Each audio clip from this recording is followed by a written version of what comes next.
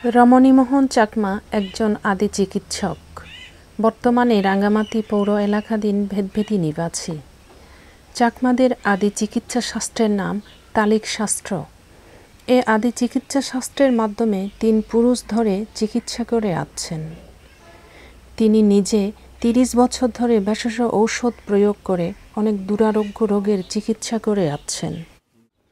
Blood pressure, হাদত, তার মধ্যে gastric, তারপর লিভার, পিত্তচুল, অম্লচুল, তার মধ্যে ব্লাড প্রেসারের মধ্যে রক্তর মধ্যে জাম হয়, এগুলি সবগুলি তার ওষুধ দিয়া ফাঁক করে আমি ওষুধ চিরজীবী আমি এই ওষুধ খেয়ে আমি চিরজীবী বাজি জীবন যাবন রক্ষা করতেছি।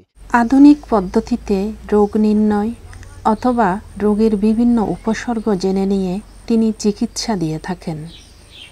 এই পদ্ধতিতে সবচেয়ে উত্তম ব্যবস্থা হলো এই চিকিৎসায় পুরোপুরি আরোগ্য লাভ না হলেও কোনো পার্শ্ব প্রতিক্রিয়া থাকে না।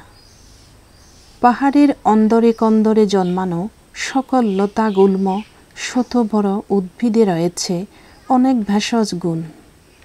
এ ভেষজ উদ্ভিদগুলো তারা নিজস্ব নিয়মে নাম ও গুণ জানেন বলে রোগ বুঝে ব্যবহার করা হয়। বর্তমানে পাহাড়গুলো বড় বড় বৃক্ষশূন্য বলে এসব ভেষজ উদ্ভিদ দুষ্প্রাপ্য হয়ে উঠেছে। তাই তিনি নিজে দুষ্প্রাপ্য ভেষজ উদ্ভিদ দিয়ে একটি পাহাড়ে ভেষজ বাগান তোলার উদ্যোগ নিয়েছেন।